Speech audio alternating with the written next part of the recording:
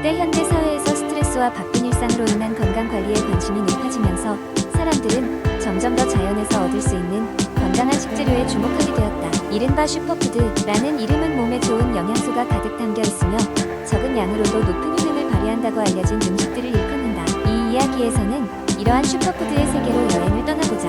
먼저 소개할 슈퍼푸드는 블루베리이다. 작고 동그란 이 열매는 항산화 물질인 안토시아닌이 풍부하게 들어있어 노화 방지와 기억력 개선에 도움이 된다. 아침 식사에 딸기나 요거트와 함께 곁들이면 눈도 즐겁고 몸도 건강해지는 기분을 맛볼 수 있다. 다음은 아보카도. 다 고소한 맛의 이 슈퍼푸드는 건강한 지방의 대표적인 예로 꼽힌다. 아보카도에 듬뿍 들어있는 불포화 지방은 심장 건강에 좋으며 포만감이 오래 지속되어 다이어트에도 안성맞춤이다. 아보카도, 토스트나 샐러드로 손쉽게 즐길 수 있어 많은 이들의 사랑을 받고 있다.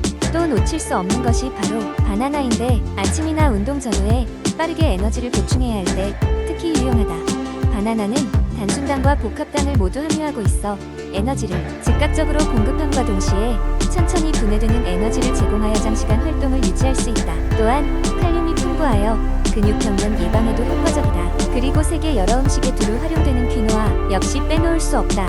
쌀처럼 익혀서 샐러드에 넣거나 밥 대신 먹는 식으로 활용할 수 있으며 완전 단백질을 제공하여 특히 채식주의자들에게 인기가 높다. 불포화 지방산, 철분, 칼슘 등도 다량 포함되어 있어 균형 잡힌 영양 섭취에 좋다. 치아씨드도 흥미로운 슈퍼푸드 중 하나이다. 작고 검은 씨앗 속에 숨겨진 힘은 실로 놀랍다. 치아씨드는 물에 불리면 젤 형태로 변해 다양한 디저트에 활용할 수 있다. 무엇보다 오메가3 지방산은 물론 섬유질과 단백질이 풍부하여 체중 감량을 도울 뿐만 아니라 소화에도 좋다. 마지막으로 소개할 슈퍼푸드는 녹차이다. 전 세계적으로 사랑받는 음료로 카페인이 들어있어 각성 효과가 있으며 무엇보다도 강력한 항산화 작용을 통해 면역력을 높여준다. 녹차의 카테킨 성분은 체지방을 분해하는 데 도움을 주어 아시아의 많은 나라들에서 다이어트 식품으로도 널리 사용된다. 이렇듯 슈퍼푸드들은 대체로 우리 가까이에 존재하고 있고 특별하거나 복잡한 조리법 없이도 쉽게 일상에 도입할 수 있다. 중요한 것은 어떤 음식을 선택하느냐에 따라 우리의 삶의 질도 달라질 수 있다는 점이다. 오늘 당장 슈퍼푸드 몇 가지를 식단에 추가해보는 것은 어떨까?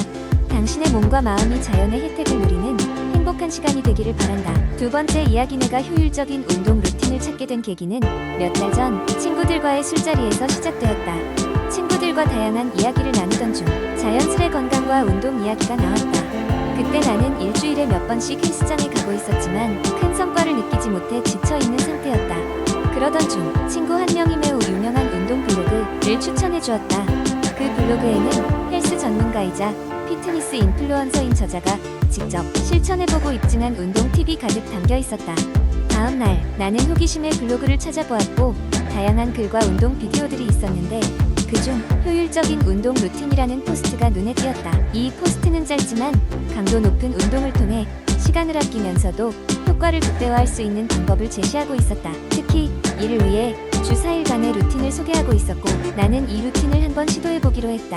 첫째 날 월요일에는 상체 근력 운동에 중점을 둔 루틴이었는데 예를 들면 푸시업, 벤치프레스, 덤벨, 로우 같은 운동을 포함하고 있었다. 매 세트마다 일정한 휴식 시간을 가지며 최대한 정확한 자세로 운동하는 것이 중요하다 하였다. 둘째 날 수요일은 하체에 집중하는 날이었으며 스쿼트, 데드리프트, 런지 등이 포함된 루틴이었다. 셋째 날 금요일은 코어와 유연성 운동 그리고 짧은 유산소 운동을 하는 날이었다. 플랭크와 마운틴 클라이머 같은 코어 운동을 통해 복근을 단련하고 스트레칭을 통한 유연성을 향상시키는 것이 키포인트였다. 마지막으로 넷째 날 토요일은 전신 히이트를 통해 최대의 칼로리를 소모할 수 있도록 구성되어 있었다. 이 루틴을 천천히 하지만 꾸준히 실천하기 시작했을 때 나는 처음엔 엄청난 근육통에 시달렸다. 하지만 이상하게도 그 고통이 반가웠다. 그것은 내가 그동안 제대로 운동을 해오지 않았다는 반증이나 다름없었기 때문이다. 2주가 지나면서 몸에서 어떤 변화가 감지되기 시작했다. 운동 후 증가한 활력과 전반적인 체력의 향상을 느낄 수 있었으며 거울 속 나의 모습도 조금씩 변해가는 것 같았다. 그 블로그는 단순한 운동 팁뿐만 아니라 왜 이렇게 운동해야 하는지에 대한 과학적 근거와 설명도 상세하게 제공하고 있었다. 우리 몸이 운동 후 어떻게 변화하는지, 각각의 운동이 어떤 근육을 단련시키고 어떤 식으로 체지방을 감소시키는지에 대한 내용들은 나에게 큰 동기부여가 되었다. 그 후 몇 달 동안 운동은 나의 일상의 중요한 부분으로 자리 잡았다. 물론 바쁜 일상과 다른 일들 때문에 때때로 건너뛸 때도 있었지만 그때마다 초심을 잃지 않기 위해 블로그를 다시 방문하여 자료를 읽고 마음을 다잡곤 했다. 효율적이고 과학적인 접근으로 운동하는 것이 얼마나 중요한지, 그리고 이를 통해 얻는 성과가 얼마나 값진 것인지 체험할 수 있었다. 유명 블로그에서 찾은 이 작은 꿀팁이 나의 일상과 건강을 이렇게 긍정적으로 바꾸어 놓을 줄은 정말 몰랐다. 세 번째 이야기. 어느 날 피부 트러블 때문에 고민이 많던 수지는 친구로부터 피부 전문가 로라에 대한 소문을 듣게 되었다. 로라는 그녀의 피부 평가와 맞춤형 스킨케어 조언으로 유명했다. 수지는 자신의 문제를 해결하고자 하는 마음에 로라를 찾아갔다. 로라는 수지의 피부를 자세히 살펴보았다. 그녀는 수지에게 피부 건강을 위해 무엇을 해야 하는지를 설명해 주었다. 우선 당신의 피부 타입을 정확히 아는 것이 중요해요 라고 로라는 말했다. 수지는 혼합성 피부였는데 이는 얼굴의 다른 부분이 각각 다른 요구를 가지고 있다는 것을 의미했다. 로라는 다음과 같이 설명했다. 아침에는 부드러운 젤 클렌저로 얼굴을 씻고 낮 동안에는 수분이 많은 세럼과 가벼운 보습제를 발라야 해요. 그리고 무엇보다 자외선 차단제를 잊지 마세요. 햇빛은 피해야 할 최대의 적중 하나니까요. 수지는 평소 자외선 차단제 사용을 게을리했던 것을 떠올리며 고개를 끄덕였다. 저녁에는 더 깊은 케어가 필요했다. 로라는 수지에게 저녁 리추얼로 이중 세안을 하는 방법을 알려주었다. 먼저 오일 클렌저로 메이크업과 피지를 녹이고 그 후에 폼 클렌저로 잔여물을 제거해주세요. 이 방법은 모공을 깨끗하게 유지하는데 아주 효과적이에요 라고 로라는 강조했다. 또한 각질 제거와 마스크팩의 중요성도 덧붙였다. 일주일에 2번 각질 제거제를 사용해 죽은 세포를 벗겨내세요. 그리고 가끔은 피부 상태에 따라 시트 마스크나 진정 마스크를 사용하여 영양을 공급하고 진정시켜주세요. 수지는 이 팁들을 마음에 새겼다. 몇 주 후 수지는 로라의 조언을 충실히 따랐고 그녀의 피부는 눈에 띄게 개선되었다. 피부톤은 균일해졌고 더 이상 트러블이 생기지 않았다. 무엇보다도 그녀는 피부를 돌보는 것이 단지 외적인 모습만을 위한 것이 아니라 몸 전체의 건강과 직결된다는 것을 깨달았다. 이 경험을 통해 수지는 많은 것을 배웠고 주변 친구들에게도 오는 기회마다 스킨케어의 중요성을 강조하게 되었다. 그녀는 이제 자신만의 리추얼을 즐기면서 건강하고 빛나는 피부를 자랑할 수 있게 되었다. 이러한 과정을 통해 수지는 피부 건강이 단지 제품에만 의존하는 것이 아니라 올바른 방법과 꾸준한 실천이 얼마나 중요한지를 완전히 이해하게 되었다. 네 번째 이야기. 한겨울에 찬 바람이 불어오는 어느 밤 나는 침대에 누워 잠에 들기를 기다리고 있었다. 그러나 눈꺼풀은 좀처럼 무거워지지 않았다. 시간은 계속 흘렀고 나는 여전히 똑바로 누워 있었다. 이럴 때면 무언가가 내 머릿속을 떠돌며 나의 수면을 방해하고 있었다. 그래서 나는 결심했다. 이런 밤들을 개선할 수 있는 방법을 찾아보자고. 가장 먼저 떠오른 것은 규칙적인 수면 습관을 갖는 것이었다.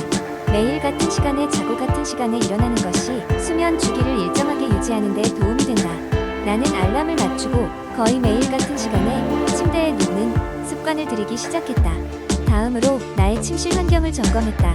침실은 최대한 어둡고 조용하며 온도는 너무 덥지도 않고 춥지도 않도록 조절했다.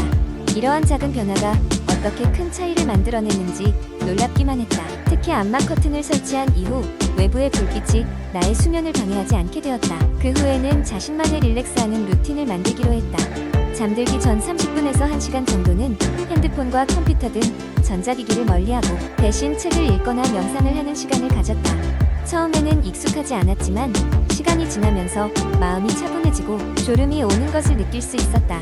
또한 내가 시도한 것 중 하나는 커피나 녹차 같은 카페인이 든 음료를 오후에는 피하는 것이었다. 카페인은 5시간 이상 효과가 지속될 수 있으므로 오후 2시 이후에는 마시지 않는 것이 좋다는 것을 알게 되었다.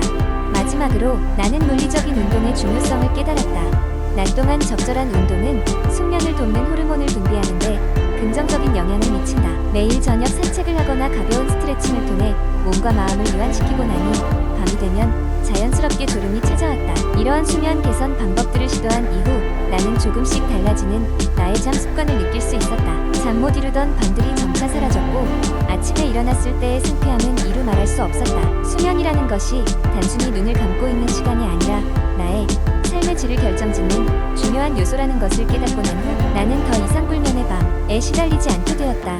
잠 못 이루는 사람들에게 말하고 싶다. 조금만 노력하면 누구나 편안한 잠을 잘 수 있는 방법은 분명 존재한다고. 당신의 오늘 밤도 조용하고 깊은 잠이 되기를 바란다.